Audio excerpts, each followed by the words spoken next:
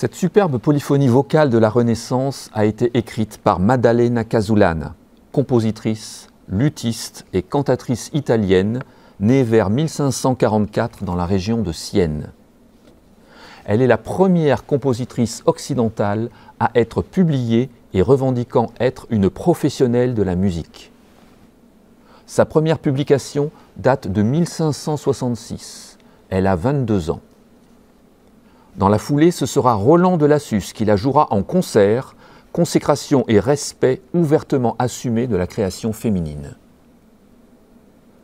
2 ans après, est publié à Venise son premier livre de madrigaux, partition dédicacée, comme elle le fera souvent, à Isabelle de Médicis, et dont le texte d'introduction est très significatif quant à la position militante des femmes dans la création. Je cite « Je veux montrer au monde, autant que je le peux, dans cette profession de musicienne, l'erreur que commettent les hommes en pensant qu'eux seuls possèdent les dons d'intelligence intellectuelle et artistique et que de tels dons ne sont jamais donnés aux femmes. » Qu'est-ce qu'un madrigal ?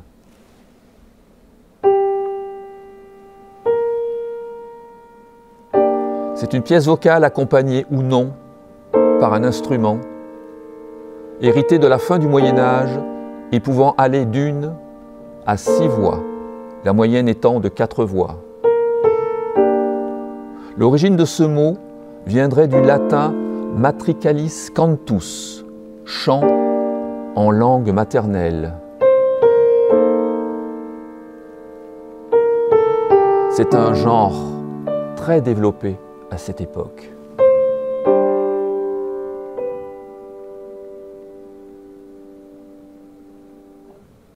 Maddalena écrira 66 madrigaux, la plupart du temps sur ses propres textes, mais aussi ceux de personnalités poétiques comme Pétrarque ou encore Giulio Strozzi, dont on reparlera tout à l'heure.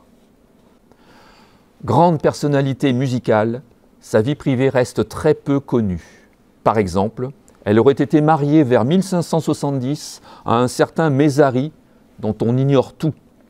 Mais sa renommée a été grande, autant sur le plan musical que pédagogique, à Vérone, Milan, Florence et Venise, où elle est publiée régulièrement.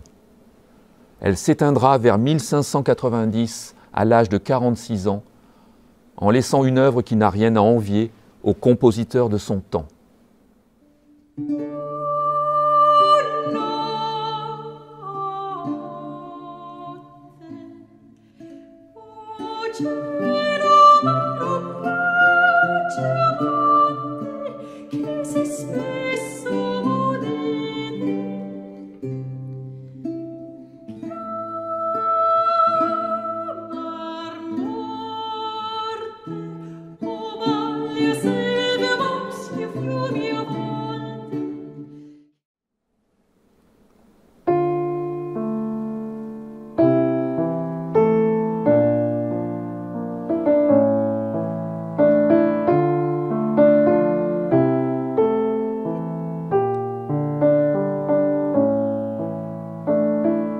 Barbara Valle est née de père inconnu à Venise le 6 août 1619. Sa mère, Isabella Garzoni, était servante de Giulio Strozzi, poète et auteur d'opéras très connu à Rome et à Venise, et dont nous avons déjà cité le nom.